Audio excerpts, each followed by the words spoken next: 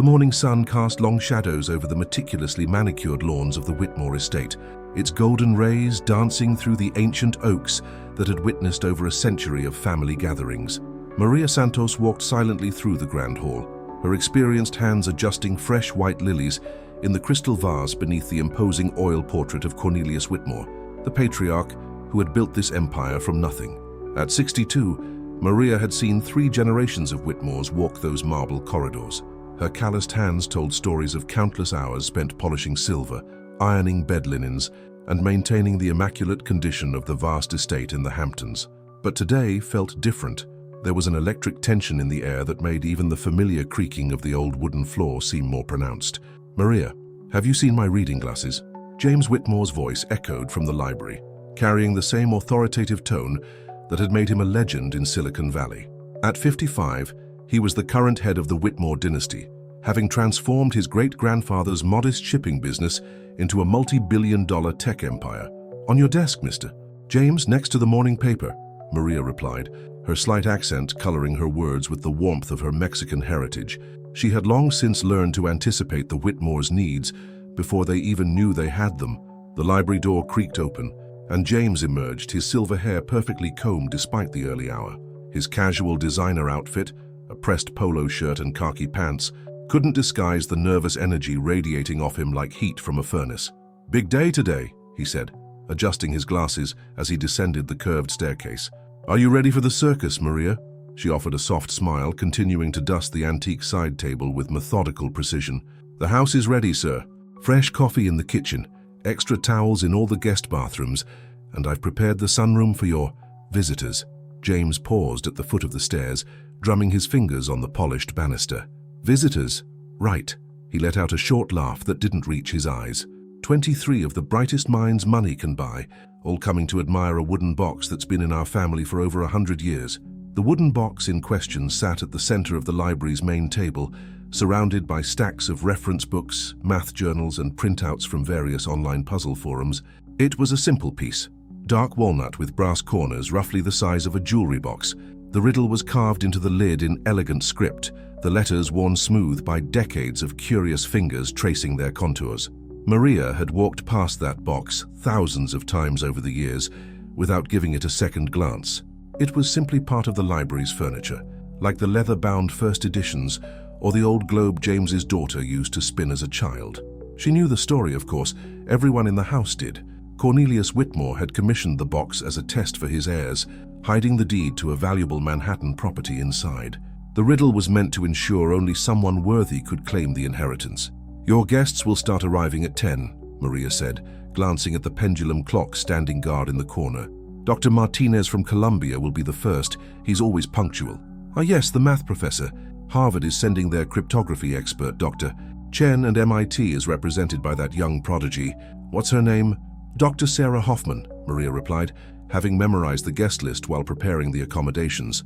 "The one who solved the Millennium Prize problem." James nodded absent-mindedly, his attention already drifting back to the library, where the morning light bathed the mysterious box. 23 brilliant minds, Maria. Professors, puzzle champions, code breakers who work for the government. If they can't solve it, maybe it really is unsolvable. Through the tall windows, Maria could see the first catering trucks arriving, their white vans contrasting with the emerald landscape.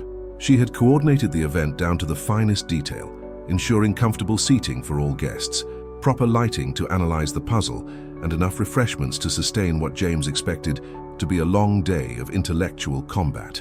"The reward money," she said carefully, "is very generous." James turned to face her, his expression softening slightly. $500,000. "Yes, it's generous, but that property in Manhattan, it's worth 10 times that now, maybe more." He shook his head in amazement. "My great-grandfather sure knew how to make an investment." The crunch of gravel under tires signaled the arrival of the first guest. Maria walked to the window and saw a black sedan pulling into the circular driveway. A tall man in a rumpled tweed blazer stepped out, briefcase in hand, glancing sideways at the imposing facade of the estate. "Dr. Martinez," she announced.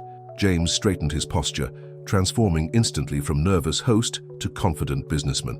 "Showtime," he murmured, then louder. "Maria, would you please welcome our guests? I'll be in the library making final preparations." As Maria walked toward the front entrance, her soft-soled shoes silent on the marble floor, she couldn't help but glance once more at the library where the old box awaited. Soon, the house would be filled with voices debating theories, hands sketching diagrams, and minds wrestling with a puzzle that had gone unsolved for more than a century. She smoothed her apron and opened the heavy oak door, ready to receive the brilliant minds who believed they could succeed where so many others had failed. By noon, the Whitmore estate had transformed into a battlefield of intellect. The library, usually a sanctuary of quiet contemplation, now buzzed with lively discussions in multiple languages. Maria moved calmly between the clusters of academics, refilling coffee cups and replacing dessert trays, while observing the fascinating dynamics unfolding before her. Dr. Elena Martinez, from Columbia University, had claimed the leather armchair closest to the mysterious box, her metal-rimmed glasses reflecting the afternoon light as she scribbled equations onto a yellow notepad. Her dark hair was pulled back in a severe bun, and she occasionally muttered phrases in Spanish when a particular calculation frustrated her. "The linguistic patterns suggest a cipher," she announced to no one in particular, her voice bearing the authority of someone who had spent decades decoding ancient manuscripts. "But the mathematical relationships don't align with any classical cryptographic system." Across the room, Dr. Michael Chen, from Harvard's Department of Cryptography, shook his head dismissively. At 38, he was younger than most of his peers, but had already built a reputation deciphering codes for various government agencies. His fingers glided across the keyboard as he ran the riddle through sophisticated analysis software. "It's not a cipher, Eleanor," he said without looking up. "I've analyzed it using every cryptographic algorithm known to modern science. Computational analysis shows no hidden patterns, no substitution matrices, nothing." Dr. Sarah Hoffman, the MIT prodigy who had solved the Millennium Prize problem at just 26, a feat without precedent, lifted her eyes from the tablet where she was sketching geometric forms. Her red hair caught the sunlight streaming through the tall windows, and her green eyes sparkled with the kind of intensity that had made her famous in academic circles. "Maybe that's exactly the point," she said, her Boston accent crisp and clear. "We're approaching this with 21st century minds trying to solve a 19th century puzzle. What if the solution isn't advanced mathematics or cryptography? What if it's simpler?" Professor Jonathan Wells from Oxford, a distinguished man in his 70s with a neatly trimmed white beard, adjusted his bow tie and cleared his throat. "My dear colleagues, I've been studying riddles and puzzles longer than most of you have been alive. This particular one follows the classic structure of what we call a lateral thinking puzzle. The answer isn't hidden in the words themselves, but in how we interpret them." Maria paused her cleaning, unconsciously drawn to the conversation. She had heard these same debates countless times over the years, watching different groups of brilliant minds arrive at the estate, brimming with confidence only to leave defeated. The riddle itself was deceptively simple, carved into the wooden lid in elegant script. "In silence I speak, in darkness I shine, in emptiness I am full, in death I am alive. What am I, and where do I hide my treasure?" The second part was what stumped everyone. Beneath the main riddle, a smaller text read, "Count my whispers, measure my shadow, find where I rest when the day grows old." "It's clearly metaphorical," declared Dr. Rebecca Thompson, a philosophy professor from Yale who specialized in ancient wisdom traditions. Her graying hair was woven into an elaborate braid, and she wore flowing fabrics that looked out of place in the formal setting of the library. "We must consider which concepts personify these contradictions, what speaks in silence, what shines in the dark." A young man named David Park, fresh out of graduate school but already recognized as a puzzle-solving prodigy, lifted his eyes from the corner where he'd been working alone. "An echo," he suggested hesitantly. "An echo speaks in silence, sort of, and maybe it shines metaphorically in the darkness of confusion." Several heads nodded thoughtfully, but Dr. Chen frowned at his laptop screen. "I've thoroughly analyzed the acoustics of this room. There are no hidden echo chambers, no secret compartments revealed by sound patterns. The architecture doesn't support that theory." Maria refilled James Whitmore's coffee as he stood near the fireplace, observing the proceedings with a mix of fascination and growing concern. The morning's confidence had given way to a visible anxiety as he realized that even this impressive assembly of minds was struggling with the same puzzle that had confounded his family for generations. "Any progress?" he asked quietly, leaning toward Maria as she worked. "They're very passionate," she replied diplomatically, her eyes scanning the scene. Books lay open everywhere, Papers covered in diagrams and equations were scattered across every surface, and the air was thick with the intellectual tension of minds pushed to their limits. Dr. Hoffman suddenly stood up, tablet in hand. What if we're overcomplicating it? Look at the box itself. She moved closer to the antique container, with her colleagues gathering around. The wood is walnut. The brass fittings are authentic 19th century craftsmanship. But what if the puzzle isn't just about finding a conceptual answer? What if we need to interact with the box physically? Careful, Sarah, James warned, stepping closer. That box is over 100 years old. It's been examined by experts, but not by someone thinking outside traditional parameters, she finished, her fingers hovering over the carved letters. What if count my whispers refers to something tactile? What if measure my shadow means we need to consider the box's position relative to light sources throughout the day? The room fell silent as Dr. Hoffman began to trace the carved letters with the tip of her finger, her expression intensely focused. Other scholars gathered close, some taking photos, others noting the angle of the afternoon sun as it hit the wooden surface. Maria continued her work, moving quietly through the room as the academics became more and more absorbed in their theories. She had seen this pattern before. The initial excitement, the confident declarations, followed by growing frustration as each promising clue led to a dead end. By nightfall, she knew, most of these brilliant minds would be exhausted, their notebooks full of crossed-out equations and abandoned theories. As she arranged fresh flowers in a vase near the window, Maria's gaze briefly landed on the wooden box.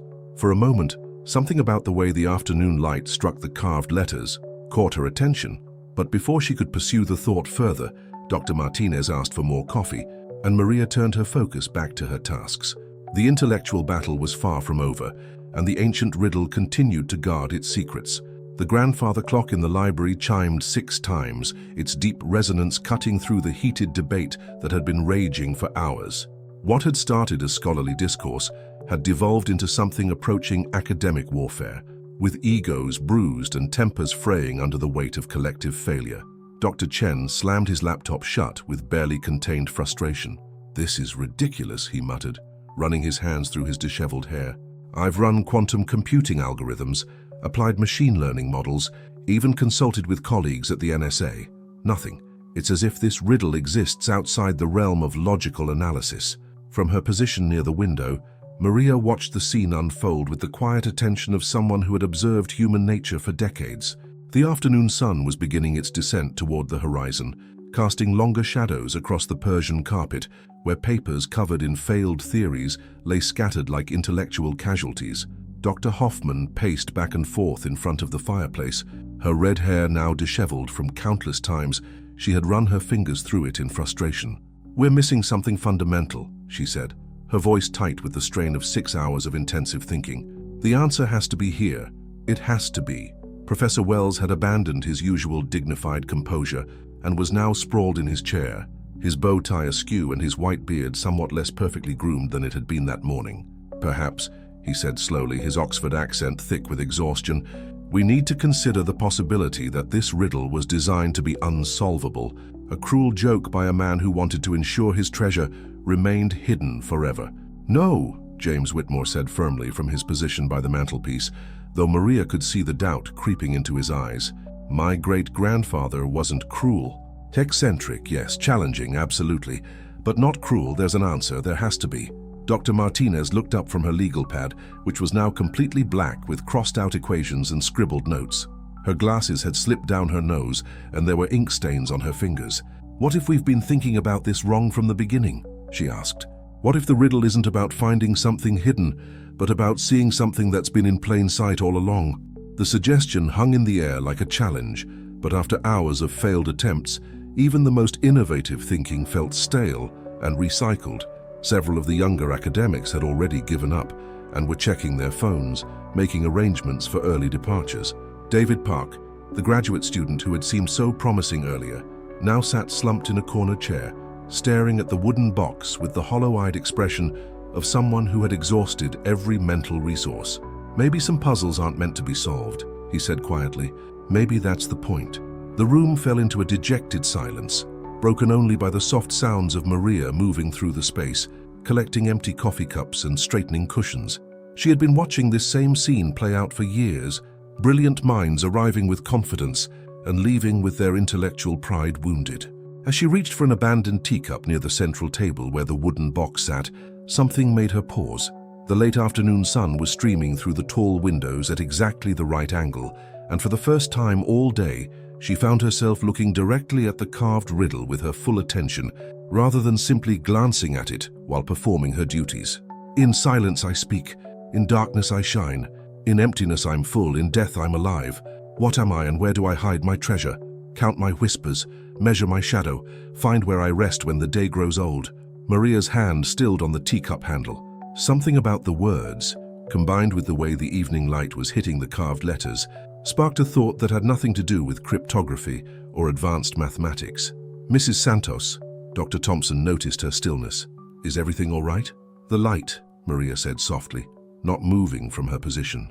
Count my whispers, measure my shadow, find where I rest when the day grows old. Several of the academics looked up with renewed interest, sensing that something had shifted in the room's energy.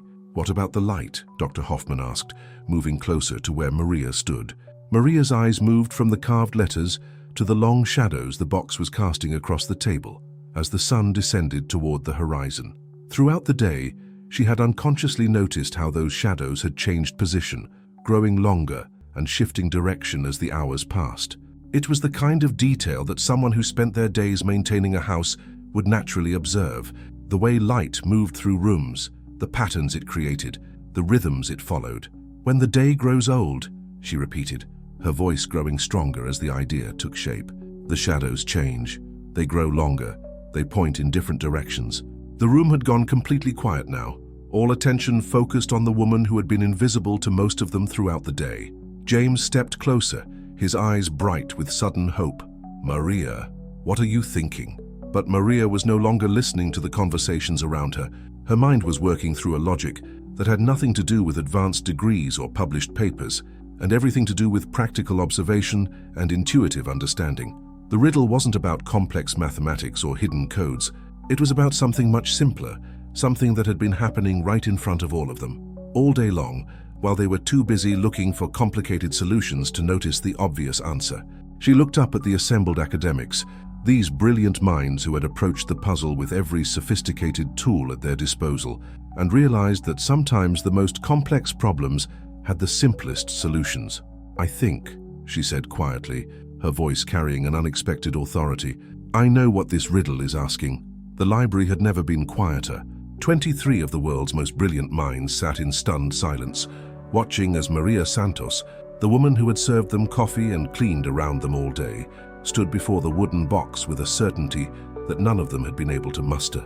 Maria took a deep breath, her weathered hands steady as she pointed to the carved riddle. In silence I speak, in darkness I shine, in emptiness I'm full, in death I'm alive, she read aloud, her slight accent giving the ancient words a musical quality. What am I? She looked around the room at the faces staring back at her. Professors, doctors, puzzle champions, cryptographers, all waiting for her answer with a mixture of skepticism and desperate hope. It's not an echo, she said gently, glancing at David Park. It's not a cipher, she added, nodding toward Dr. Chen. It's something much simpler, something that's been here in this room with us all day. Maria moved to the tall windows, where the late afternoon sun was streaming through, casting long golden rectangles across the floor. In silence I speak, she repeated, gesturing to the bands of light. Light speaks without sound. It tells us the time of day, the weather, the seasons. It speaks to plants, telling them when to grow. It speaks to us, telling us when to wake up, when to feel cheerful or sad. Dr. Hoffman's eyes widened as understanding began to dawn. Of course, she whispered. In darkness I shine, Maria continued, her confidence growing as she saw recognition spreading across several faces. Light is most noticeable, most valuable, when everything around it is dark. A candle in daylight means nothing, but a candle in darkness can save your life. Professor Wells straightened in his chair, his academic mind immediately grasping the elegant simplicity of the solution. Brilliant, he murmured. Absolutely brilliant. In emptiness I'm full, Maria went on, her voice warming with the joy of understanding. Light fills every empty space. You cannot have a room or a box or a heart that is truly empty if light can reach it. And in death I'm alive. Light exists even when its source is gone. The sun could disappear, but its light would continue traveling through space, reaching other worlds other times. James Whitmore stared at his housekeeper with a mixture of amazement and something that looked very much like admiration. "The answer to the riddle is light," he said, his voice filled with wonder. "Yes," Maria said simply, "but that's only the first part. The real treasure comes from the second part. Count my whispers, measure my shadow, find where I rest when the day grows old." She moved back to the wooden box, which sat in the center of the table where it had been examined, photographed, and analyzed for hours. The late afternoon sun was hitting it at exactly the right angle now, casting a long, distinct shadow across the polished wood surface. "All day I watched this shadow move," Maria explained, tracing the shadow's edge with her finger. "In the morning, it pointed northeast. At noon, it was almost gone, just a small dark line beneath the box. Now, as the day grows old, it's pointing almost due east, toward the wall with the family portraits." She looked up at James, her eyes bright with certainty. "Count my whispers, the hours of daylight. Measure my shadow, its length and direction. Find where I rest when the day grows old, where the shadow points at sunset." The room erupted in whispered conversations as the academics processed this revelation, but Maria wasn't finished. She walked purposefully toward the east wall, following the line of the shadow until she stood before the portrait of Cornelius Whitmore himself. "Your great-grandfather was clever," she said to James. "He didn't hide the treasure in the box. He used the box to point to where the treasure was hidden, but only at a specific time of day when the sun is setting and the shadow is longest." Maria's practiced eye scanned the ornate frame of the portrait. After 15 years of dusting and cleaning every inch of this room, she knew its surfaces better than anyone. Her fingers found what they were looking for, a small, almost invisible irregularity in the carved wooden frame. "Here," she said, pressing gently. There was a soft click, and a small compartment opened in the frame's base. The silence in the room was absolute. Even the grandfather clock seemed to hold its breath as Maria reached into the hidden compartment and withdrew a rolled piece of parchment tied with a faded red ribbon. James approached with trembling hands, accepting the document that had been hidden for over a century. As he carefully unrolled it, his face lit up with joy and disbelief. "It's the deed," he announced to the room. "The Manhattan property deed, exactly as the family stories claimed. Dated 1891, signed by Cornelius Whitmore himself." Dr. Martinez was the first to break the stunned silence. "Senora Santos," she said, rising from her chair, "that was extraordinary. How did you see what we all missed?" Maria smiled, her expression humble despite her triumph. "You were all looking for complicated answers because you are complicated thinkers, but I spend my days watching how light moves through this house. I notice when shadows change, when the sun hits the furniture differently. It's not because I'm smarter than any of you, it's because I was looking at different things." James stepped forward, still holding the precious deed. "Maria, the reward money, $500,000, it's yours." "Mr. James," she said quietly, "I have worked in this house for 15 years. You have given me steady work, good pay, health insurance for my family, and respect. That is worth more than any treasure. But you solved the riddle, you found the deed." Maria looked around the room at all the brilliant minds who were now looking at her with genuine admiration and respect. "The riddle taught us something important today," she said. "Sometimes the answer isn't in the books or the computers or the complex theories. Sometimes it's in watching the world around us and understanding that the most beautiful truths are often the simplest ones." As the evening light faded and the shadow of the wooden box disappeared into darkness, Maria Santos, housekeeper, observer, and unlikely genius, had given them all a lesson they would never forget.